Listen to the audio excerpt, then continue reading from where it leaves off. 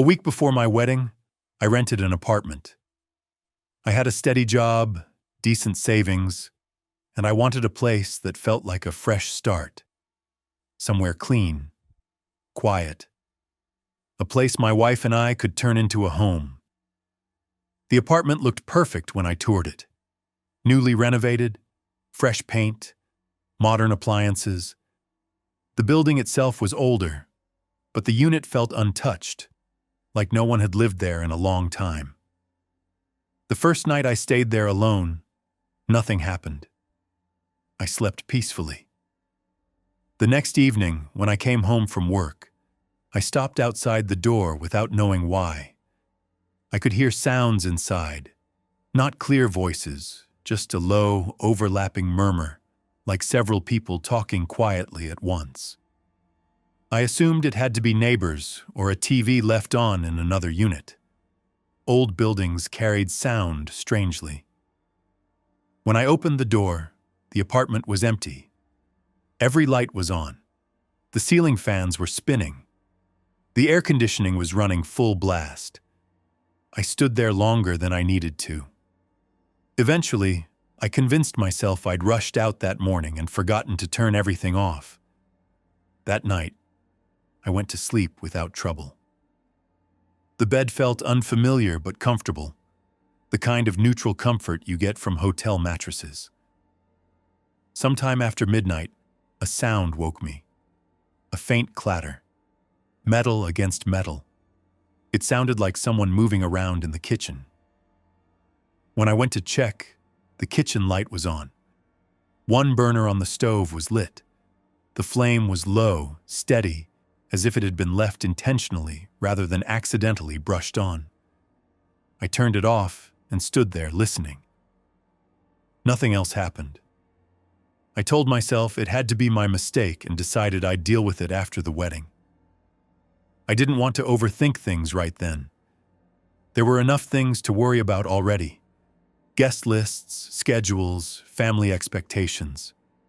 The next day, when I came home from work, the apartment felt wrong again. The lights were on. The air conditioning was running. But this time, the furniture had moved. The couch wasn't flush with the wall anymore. Chairs were pulled away from the table. It looked like the space had been used. Not ransacked, not broken into, just occupied.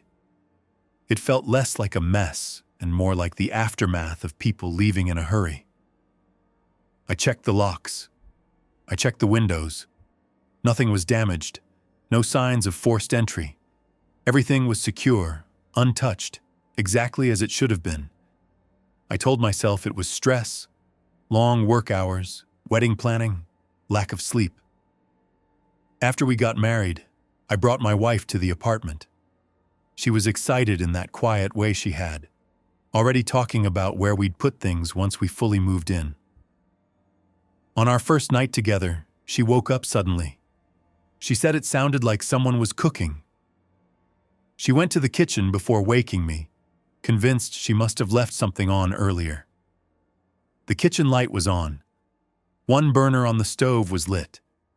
She turned everything off and came back to bed without saying anything. In the morning, we stepped out of the bedroom and froze. Water covered the floor. It soaked into the carpet and pooled against the walls, reaching our ankles. The bathroom tap had been forced open, water running all night. The air smelled damp and metallic, and the carpet squelched under our feet. Neither of us spoke for a long time. There was nothing to say that didn't sound impossible. The following night, my wife got up to get a glass of water. She turned on the living room light and screamed. She ran back into the bedroom shaking, barely able to speak. When she finally calmed down, she told me what she saw. She said the room wasn't empty when the light came on. Not people, shapes. Dark forms clustered low near the couch and chairs. Uneven, wrong, like shadows that didn't belong to anything solid. They weren't moving. They weren't making noise. They were just there. She said the moment she realized they weren't reflections or tricks of the light, one of them shifted slightly. That's when she ran. I went with her to the living room. The lights were on. The room was empty. My wife didn't try to explain it. She didn't argue. She didn't ask questions. She just said she didn't want to stay there anymore. Her voice was calm, which scared me more than panic would have.